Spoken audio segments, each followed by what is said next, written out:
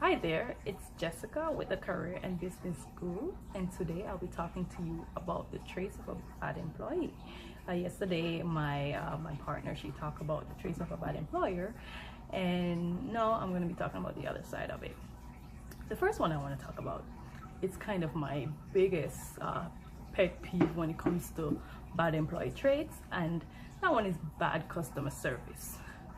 I hate bad customer service. I hate it as an employee working with someone that does not provide good service to their customers, and also when I go to places when I don't get good customer service, I don't like it.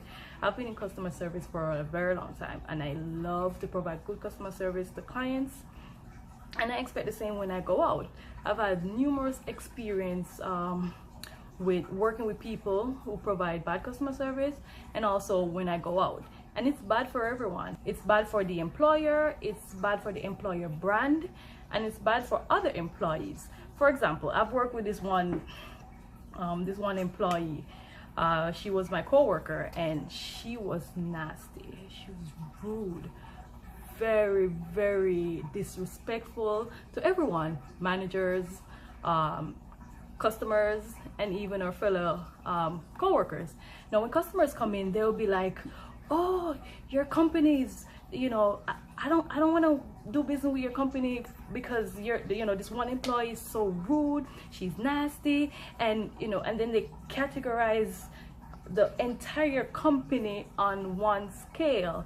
Now, even if I'm trying to be my best and I'm trying to provide the best customer service to this irate customer in front of me, all he or she can remember is that bad experience that they had with this one employee. And sometimes you cannot recover from that. Like, you try to recover the situation and try to bring a good impact for the company, and you just can't. And they look at the entire company. They look at the entire company like, oh, I'm not going to that supermarket, or I'm not going to that bank because all the employees, they're rude, all of them, they're nasty.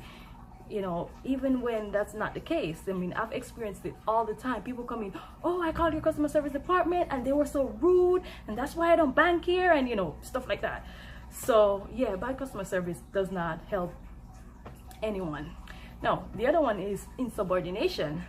Now, it's called insubordination is when an employee does not follow orders, or not orders because they're not like slaves, but they don't obey what their employers say, do this, and they talk back and say, no, I'm not gonna do that. No, insubordination is usually grounds for immediate dismissal or firing. Your employee can fire you like on the spot if you're being disrespectful, you're being rude to them. Yeah, so that's like a big no-no for employers, and they do it all the time.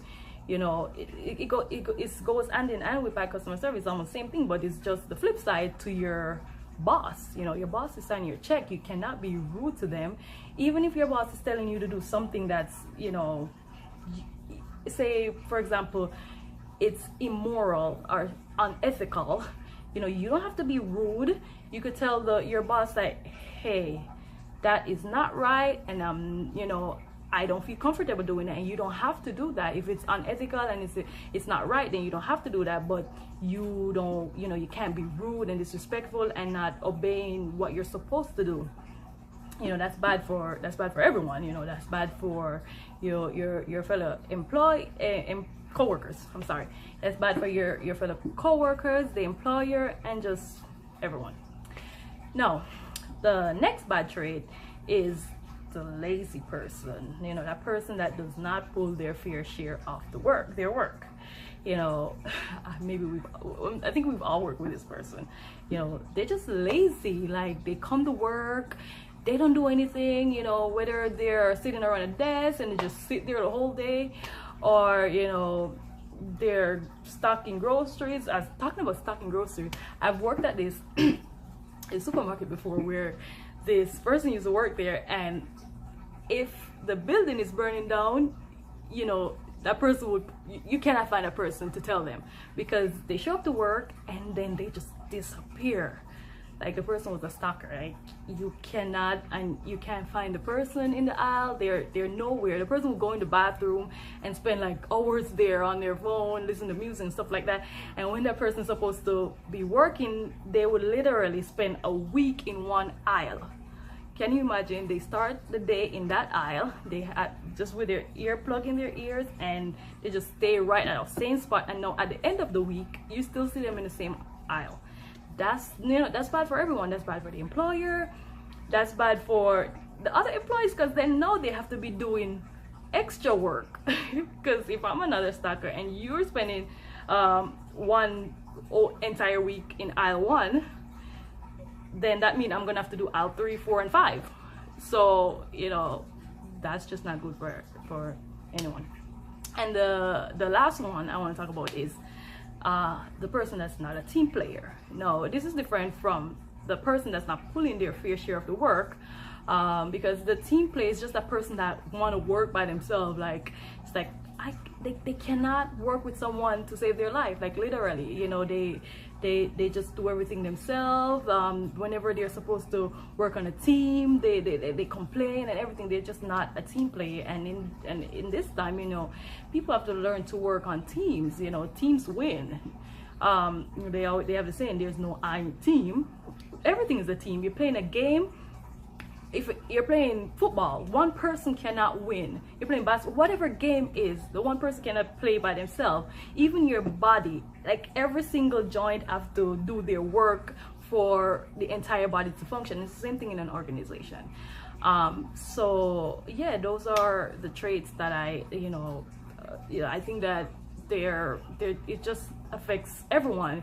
It's bad for the employer. It puts the employer in a really bad position, and employees have to be, you know, they have to be on their guard, and they have to know how to deal with these employees, because if not, they'll walk over you. And I've worked in a company where I was not motivated because the employees, you know, either they're not pulling their work, and they're not a team player, and then the boss does not do anything.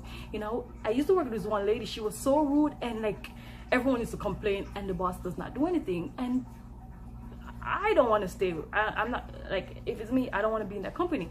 So I'm like, I want to get out. So that's not good for the company. The turnover rate of your employees, it just keep going over and over, because no one wants to stay with the company if, you know, if the managers, they're not doing what they're supposed to do in taking care of that bad employee. So, you know, my message to managers is, bosses, employers, you know, do your role, you know, deal with that bad employee. You know, there are ways to do it. If you don't know how to do it, you know, you want to take classes or meet with your superior and learn how to do it. But yeah, because it's not good for your company, and it's not good for your other good workers that you might lose, you know, just because, you know, just because of that one bad employee. No, I think that's kind of another bad employer trait that I sneak in there. So anyways, that's it for today's vlog.